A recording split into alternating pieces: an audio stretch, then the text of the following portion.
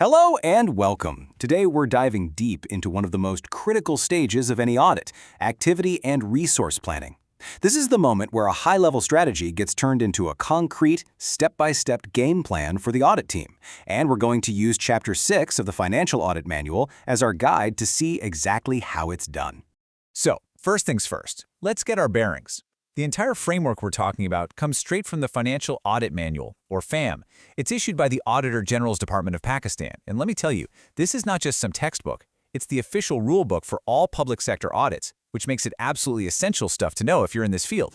And this quote right here from the manual, it sums up everything we're about to cover. Think about it. Without a clear plan, auditors are just spinning their wheels, wasting time, maybe missing huge issues, and collecting weak evidence. The whole point of this planning phase is to make sure every single thing the team does is efficient and totally focused on one thing, getting high-quality, solid evidence.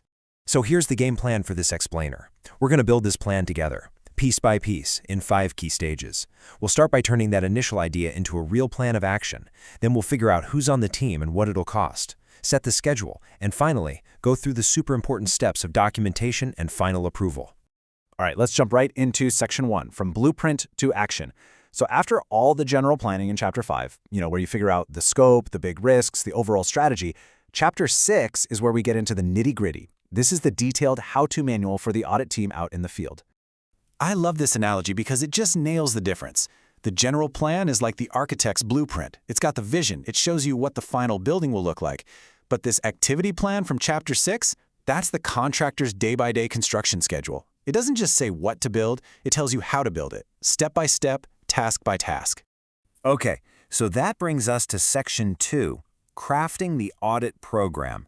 This is really the heart of the whole planning process. It's where we define exactly what the audit team is going to do.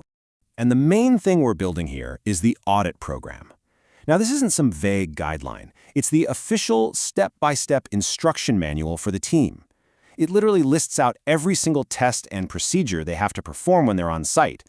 So how do you actually build this program? Well, for every single procedure you plan, you have to answer 3 key questions. First, the nature. What kind of test are we doing? Are we physically inspecting an asset or are we recalculating some numbers? Second, the extent. How much are we going to test? Are we looking at a tiny sample of 10 items or a big one of 100? And third, the timing. When are we doing this test? Now or later, before the year ends, or after? And you've got to remember, this isn't just about creating a to-do list to check off.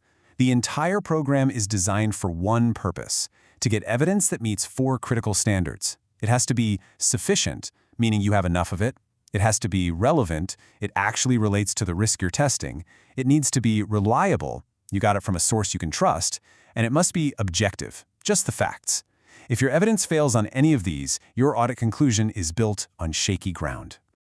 Okay, moving on to Section 3, assembling the team and budget. So we've got our detailed what in the audit program.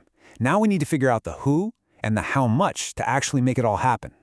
I mean, it's a great question, right? You can have the most perfect, detailed plan in the world, but it's totally useless if you don't have the right people to do the work and the budget to support them. Get this part wrong, and you're looking at delays, blown deadlines, and a weaker audit. And picking your team is a real strategic balancing act. You've got to weigh all these different factors. Of course, you need people with the right skills, but you also have to think about continuity. Is there someone on the team from last year who already knows the client? At the same time, you need to rotate people to bring in fresh perspectives, and, really importantly, to maintain independence. It's like solving a puzzle for every single audit. Now, when you hear the word budget, you're probably thinking about travel, hotels, and expenses, right? And you're not wrong, those are in there. But the manual points out the single most important part of the budget, the level of effort. What that really means is carefully planning out the auditor's time. In an audit, time is your most valuable and limited resource, and you have to budget it with total precision. This leads us perfectly into Section 4, setting the timeline. We have the what, the who, and the how much. Now we need to lock down the when to make sure everything gets done on time. And one of the key strategies for timing is something called an interim audit. It's pretty simple, really. It just means you do some of the audit work before the financial year officially closes. This lets the team spread out the workload and get a major head start. But it's a strategic call. You have to weigh the pros and cons. On the plus side, you can get your final report out faster. You might catch problems early, and it can really help with scheduling your staff. The downside?